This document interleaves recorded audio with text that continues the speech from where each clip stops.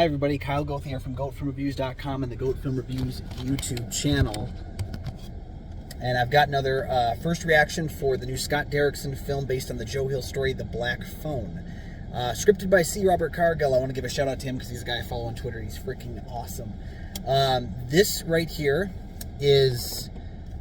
We already have one potential classic for 2022, and it's the film X from Ty West, which I believe is probably Ty West's best movie.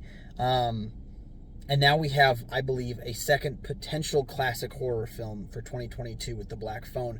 And I don't want to go on a limb and have like recency bias.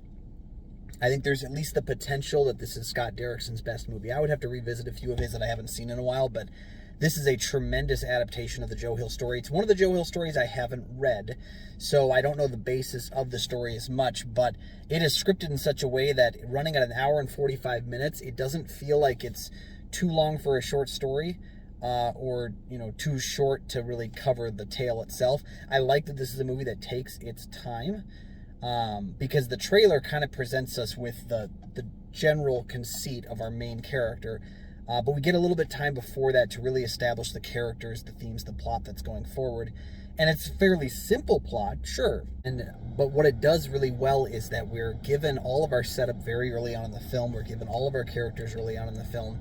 And so that as things begin to unravel, there's really very few, I don't want to say surprise characters, but we pretty much get who we're going to get within the first 20 minutes of the movie. So things are set up very nicely.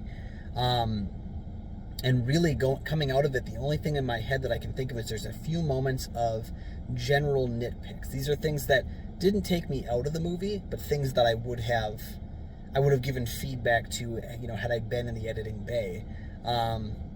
I think there's a couple surprise violence moments that we saw coming. I think there are a couple things that our characters do that, like, a couple of lines of dialogue that just could have been tweaked a little bit, but these are all generally minimalistic nitpicks in an overall fantastic movie. I don't know our actor that plays the main boy in the movie, Finn. I don't know the actor's name, I'm sorry. I don't know the person who plays the sister, although she looks very familiar. But they're both fantastic, especially Finn, because he's got to carry a lot of this movie.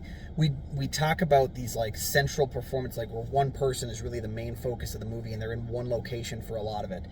He's not the exact only character in the movie, but there's a lot of heavy lifting on him. If he doesn't pull off a centralized performance, I mean, he shares scenes with Ethan Hawke's The Grabber.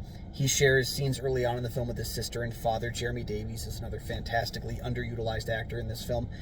He's underutilized in everything else. He does quite well for the limited screen time he has, though, for this movie, as he always does.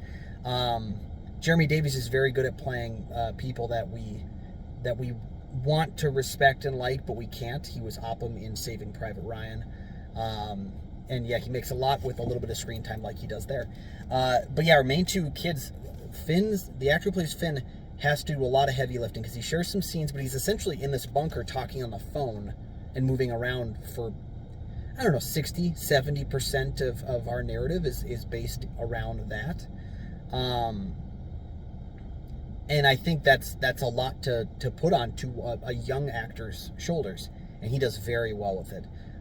Especially with how he interacts with the Black Phone, the titular Black Phone, and its unique abilities, if you will, that the phone bestows.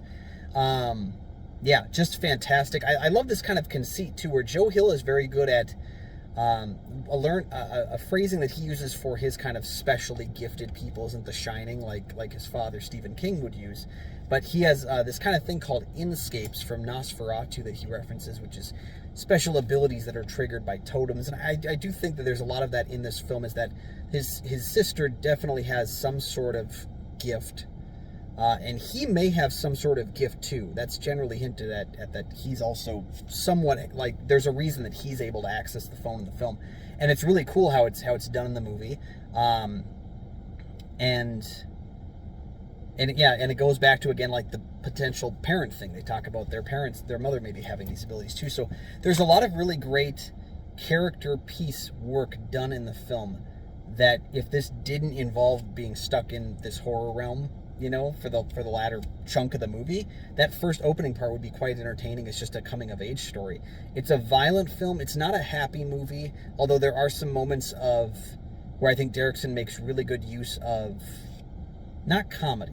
There's not a lot of comedy, but like relaxation moments that are just a little off kilter, where you kind of giggle. And part of that comes from Ethan Hawke is a very unusual human being in the film, as one would be if you were playing the grabber.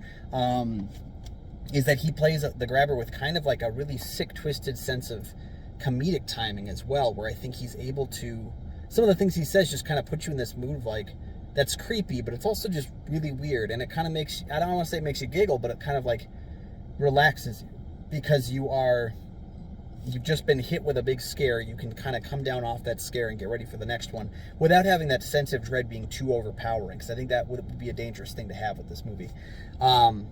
Yeah, overall, I was very much taken with the movie.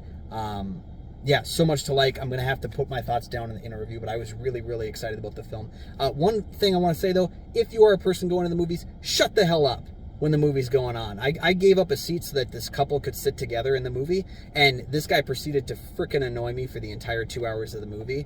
And I just don't want, like, I'm just sick of having to tell people to shut up in a movie. Just shut up while the movie's going on. Thank you. Have a good rest of your day. You can check out GoatFilmReviews.com. You can check out Goat Film Reviews on Facebook. Follow me at Almighty Goatman on Twitter, Instagram, and Letterboxd. You can find my show, Kyle and Nick on Film. The links are down in the description. Let me know your thoughts with your thoughts on The Black Phone down below. Thank you.